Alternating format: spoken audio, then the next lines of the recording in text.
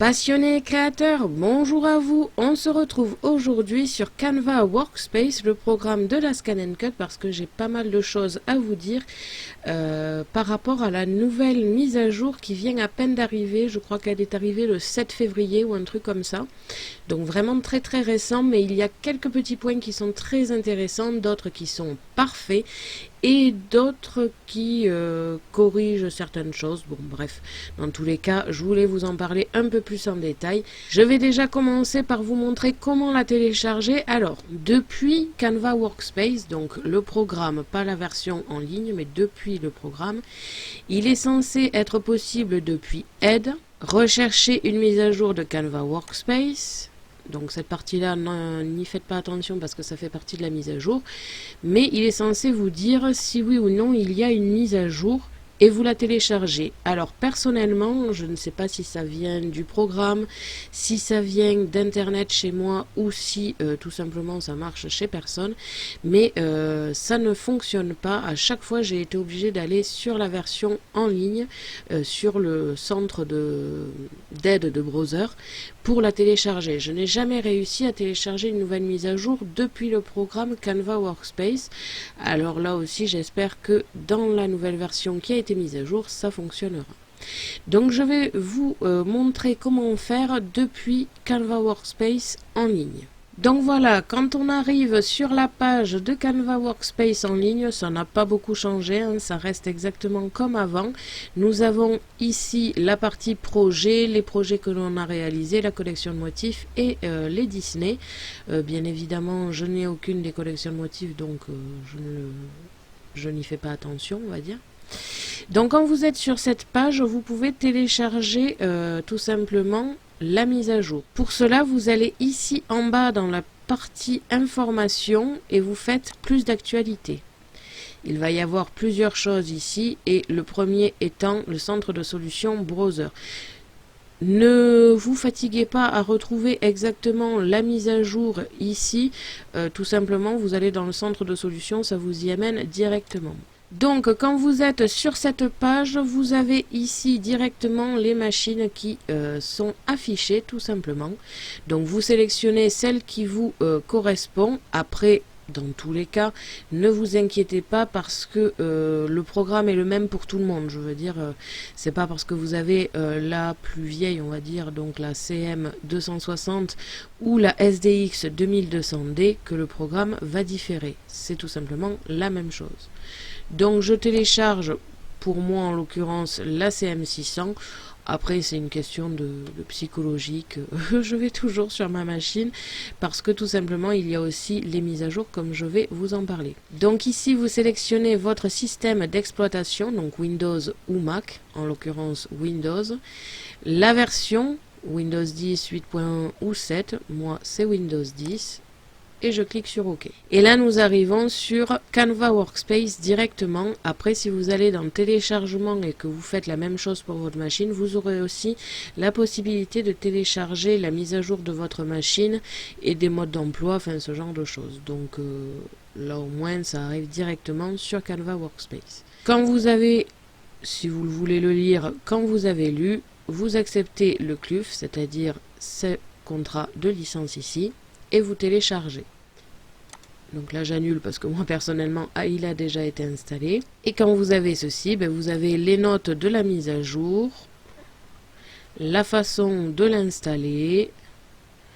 Après si vous avez déjà installé le programme, vous savez déjà faire tout ça, donc ce n'est pas bien compliqué. Vous cliquez sur suivant, vous installez là où vous le voulez et c'est réglé tout simplement. Donc on va en revenir à l'historique de mise à jour. Donc là je ne vais pas vous le montrer tout de suite parce que je vais vous le faire directement sur le programme. Mais dans l'idée il va y avoir les arrondis, cette partie aperçu de fichiers CWPRJ, donc les fichiers spécifiques de Canva Workspace, le programme ou les FCM, la fonction convertir en forme à un rapport avec l'écriture arrondie, de nouvelles touches de raccourci, une fonction de mise à jour améliorée, des messages d'erreur ajoutés et de la capacité de traitement des SVG améliorée. Mais tout ça, on va en parler en détail sur le programme. Donc voilà, on se retrouve sur le programme Canva Workspace, la version programme, je précise bien, pas la version en ligne, c'est sur celle-ci que concerne la mise à jour et pas sur la version en ligne. Donc il y a plusieurs éléments, comme je vous disais, qui ont été améliorés.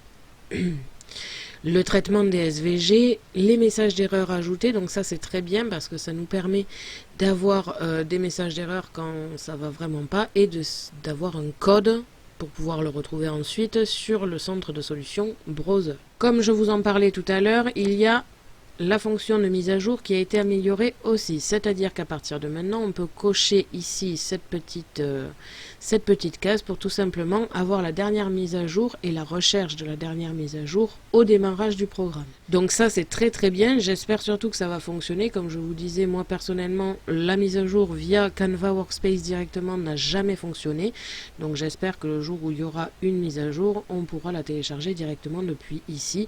Mais je pense que s'ils ont fait quelque chose avec toujours rechercher la dernière mise à jour, c'est que quelque part ils ont amélioré ce petit concept. Donc voilà, donc ça c'est très important pour moi parce que c'est vrai que je ne pense pas, là d'ailleurs j'ai eu beaucoup de chance parce que la moitié du temps je vois les nouvelles mises à jour 2 mois après et là j'ai eu de la chance de le voir assez vite par rapport à quand est sortie la mise à jour. Donc ça c'est vrai que c'est quelque chose qui m'arrange énormément. Ensuite nous avons donc des nouveaux raccourcis, donc contrôle 1, 2, 3 et 4 qui vont nous permettre de faciliter et d'accélérer on va dire notre forme. Donc par exemple sur contrôle 1 nous avons fusionné, donc toutes les fonctions qui sont retrouvées ici dans la gestion des chevauchements, donc le fusionner, le diviser, le supprimer les chevauchements et enlever, sont maintenant disponibles en raccourci. Donc là par exemple je viens d'utiliser le raccourci CTRL Z pour revenir en arrière tout simplement. Donc vraiment voilà, donc là CTRL 1 ça fusionne, CTRL 2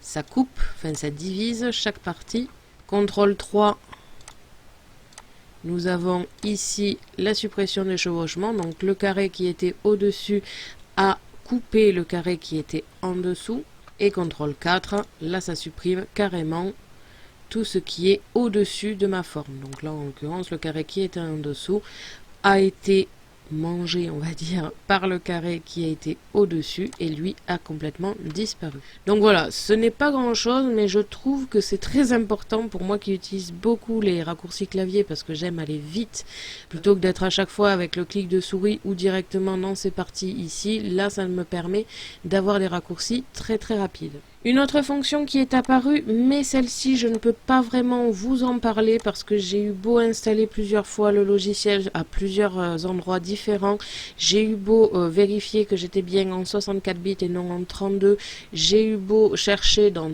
tout le programme, je n'ai pas trouvé cette fonction, donc je ne sais pas si c'est prévu et ils l'ont juste pas mis encore sur le programme, mais c'est bizarre d'en parler quand même, ou si personnellement je n'y avais pas accès ou je ne sais pas où c'est. C'est tout simplement l'aperçu des CWPRJ ou des FCM. C'est pour moi le seul défaut qu'il y avait entre la version en ligne et la version programme, c'est de ne pas pouvoir voir nos fichiers. Alors c'est quelque chose que je me suis habituée, je les nomme vraiment bien détaillés maintenant pour être sûr de me rappeler ce que c'est, mais je suis sûre qu'il y a des fichiers qui datent un petit peu de plusieurs temps, que je ne me rappelle même pas ce que c'est, même si c'est une carte pour la Saint-Valentin, je ne vais pas forcément savoir ce que c'est. Donc c'est vrai que ça c'est quelque chose que j'attendais particulièrement. Malheureusement je ne l'ai pas trouvé, je ne sais pas où ça se situe, je ne sais pas si ça va être intégré dans les projets Canva ou si ça va être quand on ouvre ici un nouveau fichier. Donc c'est vrai que ça c'est un petit peu embêtant parce que j'aurais adoré vous présenter ça parce que j'ai vu que c'était mon gros défaut, mais ça a été le vôtre aussi à plusieurs d'entre vous de ne pas pouvoir voir vos fichiers. Par contre, de ce que j'ai vu, ça ne fonctionne pas sur les Mac OS ni sur les 32 bits. Et si par exemple vous avez créé tout un tas de fichiers qui datent d'avant cette mise à jour, il va falloir tous les réenregistrer dans la nouvelle mise à jour pour y avoir accès. Alors voilà, nous sommes quelques jours après que j'ai filmé la vidéo et je voulais juste vous dire qu'en fait j'ai enfin trouvé l'aperçu CWPRJ et FCM tout simplement. Donc là je n'ai qu'un fichier à vous montrer parce qu'il faut que je réenregistre tous mes anciens fichiers. Mais voilà, en fait tout simplement l'aperçu ne se fait pas du tout sur le programme mais dans vos dossiers. Bien évidemment, comme je l'ai précisé à plusieurs reprises, ça ne fonctionne apparemment pas encore avec les Mac et ça ne fonctionne pas non plus avec les 32 bits. Donc moi j'ai un 64 bits, je suis rassurée, ça fonctionne.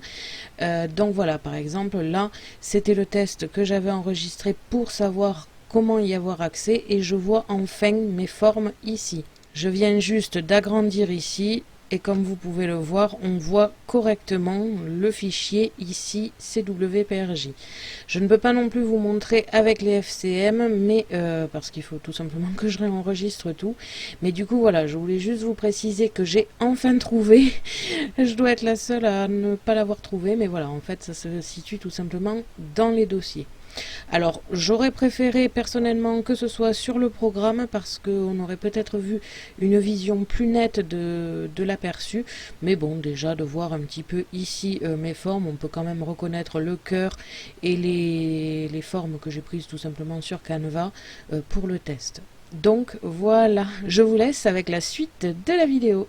Tant que j'y suis, je voulais aussi vous parler des SVG et du traçage d'images. Donc je voulais vous en parler un peu plus en détail. Alors le traçage d'images va concerner vos fichiers JPEG, PNG. Enfin quand vous cliquez dessus, vous avez tous les fichiers qui peuvent être lus. Donc PNG, JPEG, GIF et BMP. Donc ça, ce sont tous les fichiers qui pourront être lus depuis le traçage d'image. Et vous avez aussi les SVG, donc ça tout simplement pour les SVG, ça paraît logique. Mais vous pouvez aussi importer grâce à ça une image. Donc quel intérêt? Tout simplement, ça va afficher l'image comme elle est, donc ce n'est pas une donnée de découpe, ce n'est qu'une image. Donc vous ne pouvez pas l'exporter en FCM et le lire depuis votre Scan & Cut, ça ne découpera rien du tout. Ça va vous permettre de vous faire vous-même vos motifs à la main, on va dire. Donc si par exemple le traçage d'image ne vous a pas convaincu sur une image en particulier qui est pas trop de mauvaise qualité, parce qu'après il ne faut pas rêver, si l'image est de très mauvaise qualité, même en version image, vous ne pourrez pas l'agrandir et vous le laisserez à chaque fois très petit. Donc pour une image qui est d'assez bonne qualité comme celle-ci, elle n'est pas de très très bonne qualité car on voit des défauts, mais elle est d'assez bonne pour que j'ai les détails de tous mes traits, pardon. Alors c'est très long, ça va demander un petit peu de pratique, mais je trouve que ça permet quand même de faire nos images directement. Pour des trucs qui sont pas trop compliqués, ça peut être très sympa. Après une image comme celle-ci, c'est pas si compliqué parce que ce ne sont que des lignes droites. Là où ça va être un peu plus embêtant, c'est que c'est très très long. Donc voilà, je tenais à vous en parler plus précisément parce que c'est vrai que je le fais personnellement, mais je n'ai jamais pensé à vous le dire, que vous pouvez intégrer des images en prenant avec les SVG. Mais ça ne sera pas des données de découpe, je précise bien. Et je vais maintenant vous parler de la dernière fonction qui est comprise dans la nouvelle mise à jour de Canva, une fonction qui a été très demandée par tous les utilisateurs Scan & Cut ou utilisatrices, tout simplement de pouvoir faire des textes en arrondi, alors pas forcément en arrondi, mais surtout qui suivent une forme en particulier. Je précise que ça fonctionne avec l'arrondi, mais pas que. Donc je vais vous le présenter. Donc vous avez votre forme, donc le plus souvent c'est demandé l'arrondi. Donc là j'ai pris un rond et je vais ici écrire mon texte. Une fois que j'ai écrit mon texte, je vais pouvoir choisir la police d'écriture. Donc ça ne change absolument pas, hein. Vous pouvez prendre n'importe quelle police d'écriture. Voilà, je vais en prendre une que j'aime particulièrement. Je vais sélectionner mes deux formes et donc aller dans la nouvelle fonction donc qui est disponible dans édition ici à droite. Tout en bas, vous avez la partie texte avec ajuster ou tracer et convertir en forme. Alors, ce qu'il faut savoir, c'est que ça ne marche pas si vous convertissez en forme avant de faire l'arrondi. Ça va tout simplement vous mettre votre texte en forme, donc comme si c'était un cercle, un carré, un cœur, bref, comme si c'était une forme motif. Donc ne le faites pas avant, ça ne sert à rien. Donc dans le texte, ici, vous avez une toute petite fonction qui est ajuster au tracé et c'est là que va opérer toute la magie, comme ici. Donc, on a plusieurs fonctions qui sont disponibles ici en haut, qui sont dues à ce fameux texte qui et ajuster au tracé.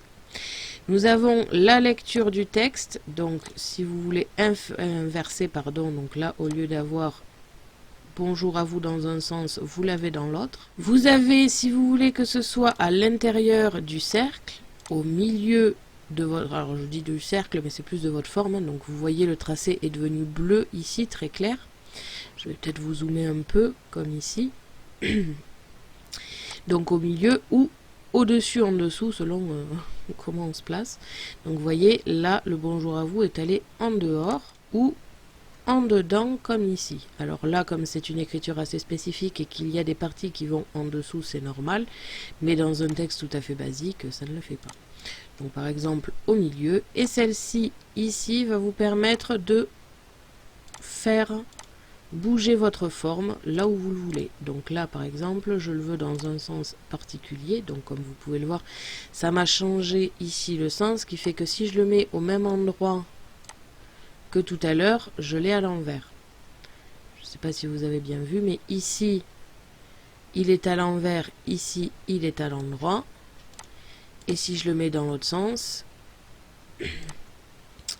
ici, il est à l'endroit, pardon, et ici, il est à l'envers. Donc c'est ça que ça va changer.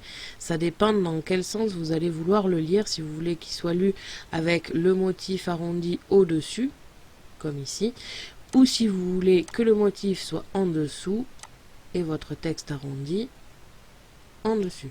Alors là, je dis arrondi parce que c'est un cercle, mais je vais vous montrer aussi qu'on peut le faire sur un carré, un cœur ou autre. Ensuite, pour le placer, vous avez ces boutons ici qui vous permettent de le placer à certains endroits spécifiques. Et surtout, d'une manière spécifique. Donc là, le bonjour à vous a été placé tout autour de mon cercle, alors qu'ici, c'est assez concentré.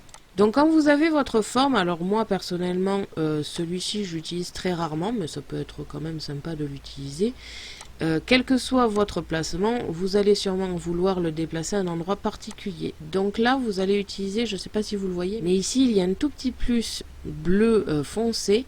Vous allez cliquer dessus et vous allez pouvoir le bouger là où vous le voulez, votre texte. Alors là, je vous le précise comme ça parce que personnellement, j'ai pas envie de passer 3 heures à savoir lequel des motifs ici correspond à l'emplacement que je veux. Donc tout simplement, je vais le placer à l'endroit désiré. C'est assez simple, alors ça sera pas forcément droit, et encore vous voyez que si je prends la forme, je peux à peu près le placer au milieu. Mais voilà, vous pouvez vraiment le placer là où ça vous chante, on va dire. Donc quand votre texte est bien fait, que vous avez terminé vos modifications, vous allez tout simplement convertir en forme. Voilà. Donc ça va vous permettre de supprimer le cercle que vous aviez précédemment choisi. Et ça vous met votre écriture tout simplement en arrondi. Après, vous pouvez toujours le tourner, hein, ça devient comme une forme, comme un motif, comme si vous aviez pris un cercle, un cœur ou autre. Et par exemple, si vous voulez, on peut mettre en dessous un autre motif. Je vais essayer de vous trouver ça, quelque chose qui correspondrait bien.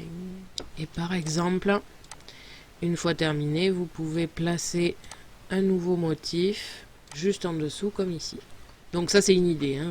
C'est souvent pour ça que l'on veut arrondir le texte, pour tout simplement que ça colle à un autre motif que l'on va mettre en dessous, ou à un tracé par exemple, si vous voulez qu'il y ait le bonjour à vous au-dessus d'un cercle à découper, ben vous pouvez le faire.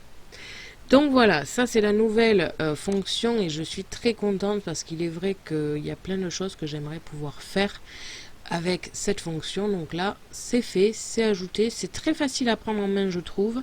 Le principe de la petite croix bleue qui nous permet de bouger partout, c'est beaucoup plus simple que de se prendre la tête à savoir sur quel bouton il faut appuyer. Il y a quand même toutes les fonctions, par exemple de lire à l'envers ou à l'endroit selon là où vous le placez, et de le mettre au milieu, en dessus ou en dessous de votre forme. Ça je trouve ça vraiment très bien pensé, et comme je vous le disais, c'est vraiment accepté pour n'importe quelle forme. Donc là par exemple je vais recommencer avec le bonjour à vous. Je vais prendre un carré assez grand, je vais en faire un deuxième pour vous montrer sur une autre forme moins droite. Je convertis le texte enfin j'ajuste le texte pardon au tracé, et là encore vous avez votre petit plus pardon bleu, et vous pouvez faire en sorte par exemple que le bonjour à vous soit dans l'angle d'un carré. Donc on peut le mettre à l'intérieur, à l'extérieur ou au milieu. Moi je préfère à l'extérieur. On peut le faire lire dans un sens ou dans l'autre, donc pour que là le bonjour à vous soit dans ce sens ici. Et encore une fois on peut le faire en répartition tout autour du carré. Après, pour mettre en répartir comme ceci tout autour du carré, je vous conseille de ne pas avoir une phrase comme bonjour à vous, mais plus un mot, par exemple anniversaire ou bonne année, enfin vraiment un mot qui est pas trop difficile à lire, parce que comme vous pouvez le voir, une fois tout étalé, c'est un petit peu on sait pas trop où est le début ni la fin. Et donc une fois qu'on a notre forme, on le place là où on veut, donc par exemple bonjour à vous dans l'angle ici, on convertit en forme et on a un bonjour à vous qui est en forme de rectangle ou de carré. Je vais vous représenter un rond, un triangle, un cœur. Après ça marche avec toutes les formes, c'est juste des formes assez spécifiques. Donc là je vais le faire un petit peu plus vite parce que vous avez maintenant compris, hein. Vous prenez votre forme, donc là je vais le copier plusieurs fois. Je vais agrandir un petit peu mon cercle. Je sélectionne, j'ajuste au tracé. Je positionne là où je veux qu'il soit. Je veux par exemple qu'il soit à l'intérieur, dans l'autre sens. Je vais essayer de vous montrer un petit peu toutes les spécificités et je convertis en forme. Après, bien évidemment, ce sont des formes, hein. Vous pouvez les mettre en tracé, donc je vais essayer de vous montrer, ou en coupé, hein. Ça reste vraiment comme des motifs de votre cœur ou triangle ou rond. Vous pouvez y ajouter des couleurs. C'est exactement comme avant, hein. Je veux dire, ça ne change absolument pas. Je préfère le préciser parce que des fois, on a l'impression que peut-être ça ne marchera plus. Donc là, c'est pareil. Je vais prendre mes deux formes, aller ici dans ajuster au trait. Je vais le mettre cette fois à l'intérieur. Peut-être pas finalement. Là, c'est un petit peu trop collé. Donc après, selon la forme, ça va être plus... Enfin, je veux dire, là, ça paraît logique. On va pas le mettre dans le creux ici, sinon ça va vous donner un bonjour assez particulier. Donc là, tout simplement, je le positionne là où je le veux. Donc soit sur la partie droite, comme ici, par exemple. Je convertis en forme.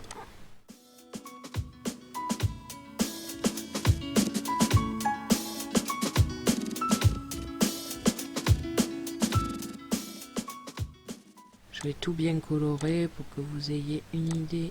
Et voilà, donc nous avons ici plusieurs textes de plusieurs formes selon la forme qu'on a utilisée en premier. Et donc ça va permettre par exemple de mettre notre texte autour d'un cœur ici, par exemple. Donc le cœur serait creusé dans notre carte et le bonjour à vous, bon là c'est une phrase un petit peu nulle, mais dans l'idée votre texte serait autour de votre découpe, donc ça peut faire très joli.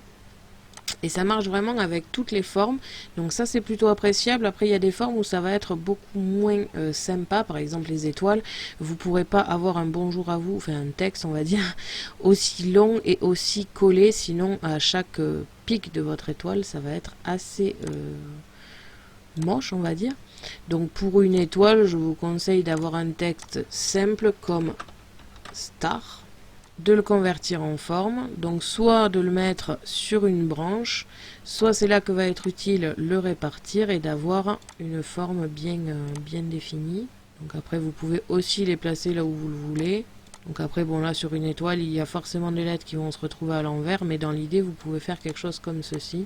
Alors c'est sûr que là quand il n'y a plus d'étoiles, hein, c'est un peu particulier comme forme, mais dans l'idée c'est toujours pour aller sur une forme. Je veux dire que ce soit en dessin, qu'il y ait une étoile en dessin ou qu'il y ait une découpe d'étoiles au milieu, ce genre là c'est vraiment fait pour qu'il y ait la forme au milieu, parce que sinon on ne comprendrait pas.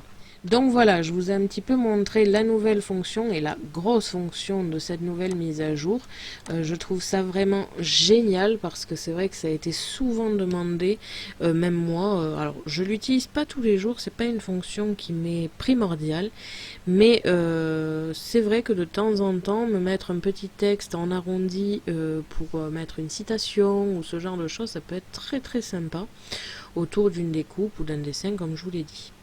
Donc voilà, c'est tout simplement cette nouvelle mise à jour. J'espère que cette vidéo aura été claire, que vous ayez un petit peu compris le principe et surtout que j'ai réussi à vous montrer comment fonctionne cette fonction.